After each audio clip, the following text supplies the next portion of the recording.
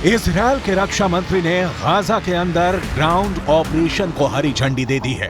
जल्द ही गाजा के अंदर इजरायल की टैंक आर्मी और ग्राउंड फोर्सेस जाने वाली हैं और ऐसे में अब इजरायल की सेना की सबसे बड़ी परीक्षा होने जा रही है। करीब 365 वर्ग किलोमीटर में फैला गाजा इसलिए सबसे बड़ा मजबूत किला है क्योंकि जितना गाजा ऊपर नजर आता है उससे कहीं ज्यादा गाजा जमीन के नीचे है।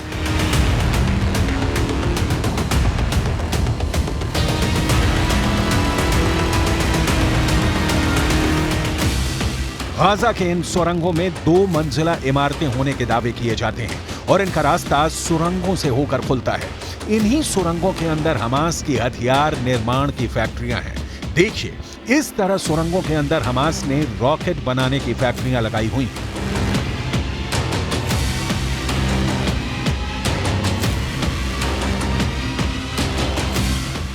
दावा किया जाता है कि गाजा के अंदर 500 किलोमीटर लंबाई की फैली हुई सुरंगें हैं। इन सुरंगों के अंदर हमास के आतंकी चूहे की तरह छुपे हुए हैं और जैसे ही इजरायल की सेना गाजा के अंदर घुसेगी, हमास के आतंकी इजरायली सेना पर टूट पड़ेंगे।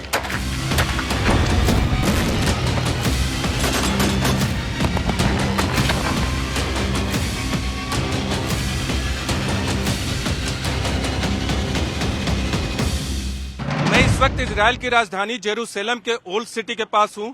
इजराइल के अंदर सुबह से ही रॉकेट से हमले हो चुके हैं। दरअसल गाजा के अंदर से सुरंगों का युद्ध कोई नया युद्ध नहीं है। 2006 में भी इजराइल ने गाजा में सुरंगों को नष्ट किया था, लेकिन अब ऐसा दावा किया जा रहा है कि वहां सुरंगों की संख्या बढ़ चुकी है और यही एक बड़ी चुनौती बनकर इजराइल की आर्मी के लिए उभरी है। इजरायली डिफेंस फोर्स के पास सुरंगों को ढूंढने, बंधकों को छुड़ाने, सुरंगों को साफ करने, निष्क्रिय करने और नष्ट करने की क्षमता है।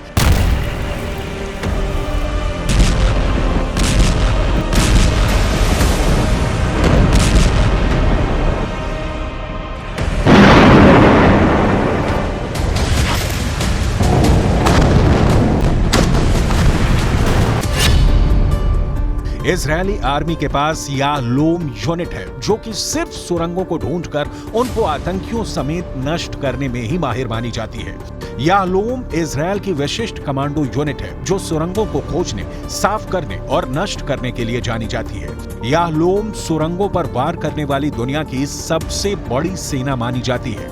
याहलोम ने ऐसे स्पेशल डॉग्स यूनिट तैयार कर रखी है जो सुरंग के अंदर घुसकर इजरायल की सेना की मदद करती है। याहलोम के पास सुरंग ढूंढने के लिए हवाई सेंसर मौजूद हैं। जमीन के अंदर ड्रिलिंग करके भी याहलोम आतंकियों का खात्मा करने में माहिर मानी जाती है। सुरंगों को विस्फोट करके खत्म करने के लिए याहलोम के पास कई विशेष बम भी हैं।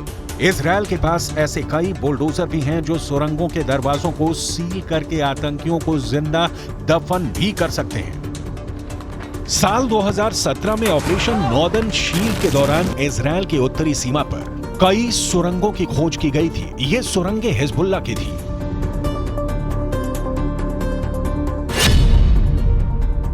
तो इजरायल डिफेंस फोर्स ने सुरंगों को बंद करने के लिए ट्रक भरकर हजारों टन गीले सीमेंट सुरंग के अंदर डाल दिए थे। आतंकियों को बहुत बुरी मौत मारने के लिए कई बार इजरायल की सेना इन सुरंगों के अंदर सीवर का गंदा पानी भी डाल चुकी है। इजरायल की आर्मी के लिए सबसे आसान है समंदर के खारा पानी इन सुरंगों के अंदर डालना, क्योंकि गाजा समंदर के किनारे पर बसा है।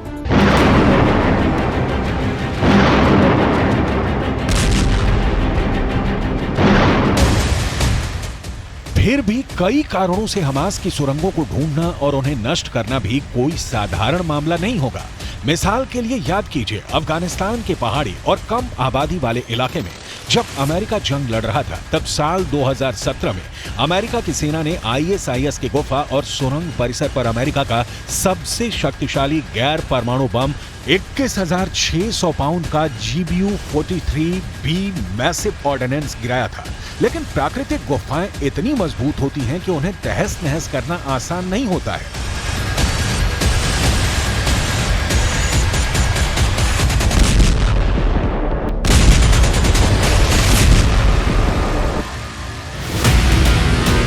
इजरायल के लिए सुरंगों में सीधा एक्शन इसलिए भी मुश्किल है क्योंकि इजरायल की आर्मी ने गाजा में घेरेबंदी की शुरुआत में ही कुछ छापे गाजा के अंदर मारे थे और इसके बाद आईडीएफ ने ही यह अनुमान लगाया था कि शायद आतंकवादी बंधक नागरिकों को सुरंगों के अंदर ले गए हैं। ऐसे में किसी भी सुरंग को बेरहमी से फोड़ डालने के लिए इजरायल मानसिक रूप से कितना तैयार है, ये भी देखना होगा। कुछ ऐसी रिपोर्ट्स भी आई हैं जिनमें दावा किया गया है कि इजरायल ने ऐसे बम बनाए हैं जो जमीन के ऊपर नहीं फटते हैं बल्कि वो जमीन के कई फीट अंदर जाकर फटते हैं। ऐसे में मोटी कंक्रीट से बनी सुरंग की दीवार भी फट सकती है और सुरंगें नष्ट भी हो सकती हैं। आतंक की इन सुरंगों को नष्ट करना भी इजरायल की सेना का एक प्रमुख लक्ष्य है। साल 2008 और साल 2014 में जमीनी अभियानों में इजरायल सुरंगों को नष्ट भी कर चुका है।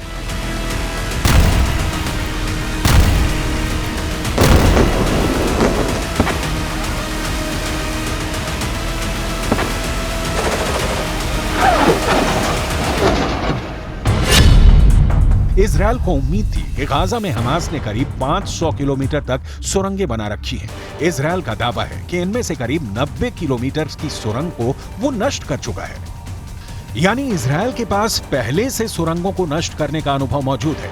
गाजा के अंदर इन सुरंगों की वजह से अगर इजरायल ने गाजा पर भारी तीव्रता के बम बरसाए तो इससे आम लोगों को नुकसान हो सकता है। यही वजह है कि उत्तर गाजा को इजरायल ने खाली करवा लिया है। संयुक्त राष्ट्र की ही माने तो उत्तर गाजा से 10 लाख से ज्यादा लोग दक्षिण गाजा की तरफ जा चुके हैं।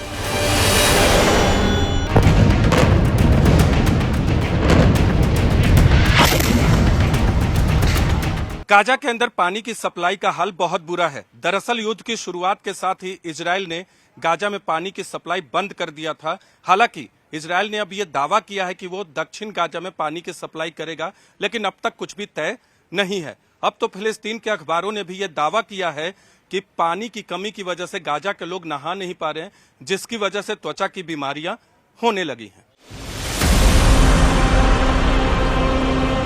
इजिप्ट के पास मौजूद वो रफा क्रॉसिंग, जिसके बाहर सैकड़ों की संख्या में पूरी दुनिया से आए राहत सामग्री के ट्रक खड़े हैं, वहां पर भी वॉर गेम चल रहा है। जब बाइडेन ने इजरायल का दौरा किया था तब इजरायल से जाते हुए वो ये बयान देकर गए थे कि शुक्रवार को रफा क्रॉसिंग खोल दी जाएगी और राहत सामग्री अंदर जाएगी, लेकिन इजरायल की तरफ से इस पर कोई बयान नहीं आया। हालांकि जब इससे पहले भी रफा क्रॉसिंग को खोलने की बात हुई थी तब इजरायल ने वहीं पर एयर स्ट्राइक कर दी थी। जाहिर सी बात है रफा क्रॉसिंग को खोलना इतना आसान नहीं है, क्योंकि इजरायल को डर है कि राहत सामग्री कहीं गाजा के अंदर से होते हुए आतंकियों की सुरंगों में ना पहुंच जाए। पहले से इजरायल ये दावा करता रहा है कि पूरी दुनिया ने गाजा को कई सालों में जो मदद भेजी है, दरअसल वो मदद आतंकियों के पास पहुंची है और उसका इस्तेमाल ऐसी ही सुरंगों को बनाने के लिए किया गया है।